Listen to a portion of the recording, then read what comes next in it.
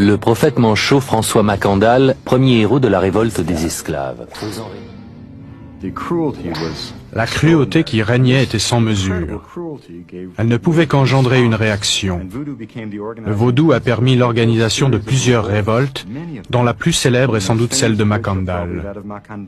Dans les années 1740, Mackandal empoisonna les puits des Blancs dans tout le pays.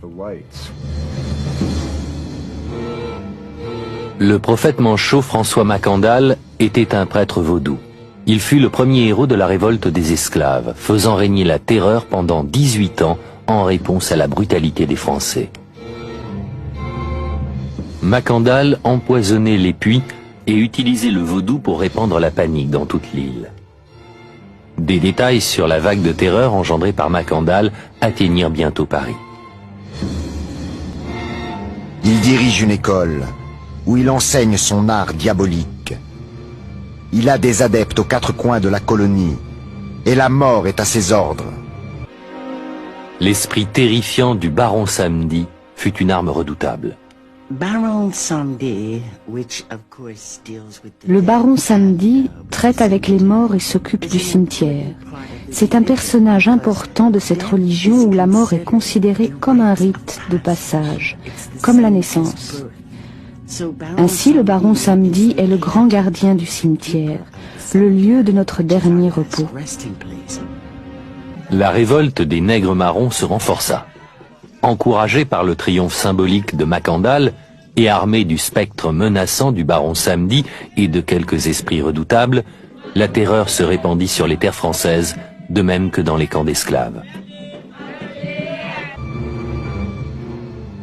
En 1758, Mackandal fut finalement capturé et condamné à mourir sur le bûcher.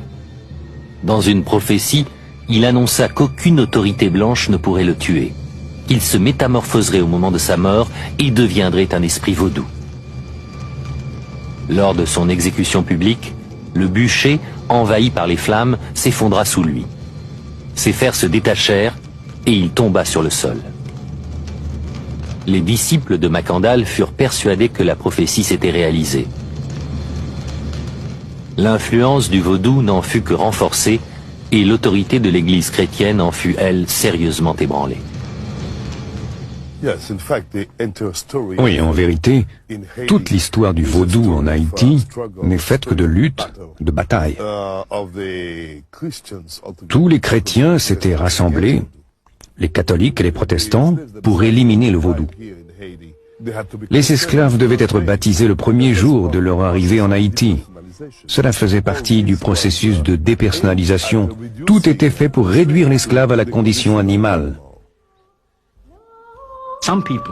Beaucoup de gens pensent qu'il faut voir dans cette affaire une lutte à mort entre le christianisme et le vaudou. Bien sûr, cette lutte a toujours été là. En Haïti, de nos jours, si vous parlez à des prêtres catholiques, et en particulier aux évangélistes, ils considèrent encore qu'ils doivent consacrer leur vie à éradiquer toute trace de ces pratiques païennes et africaines parmi la population.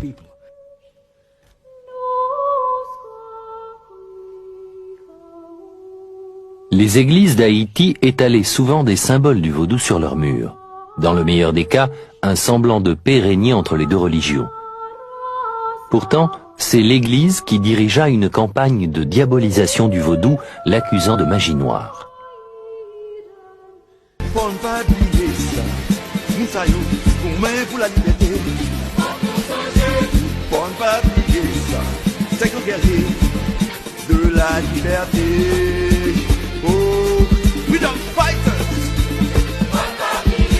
Moïse, Bouddha, Jésus, Mohamed, Kaonabo, Tecumseh, Mouvement.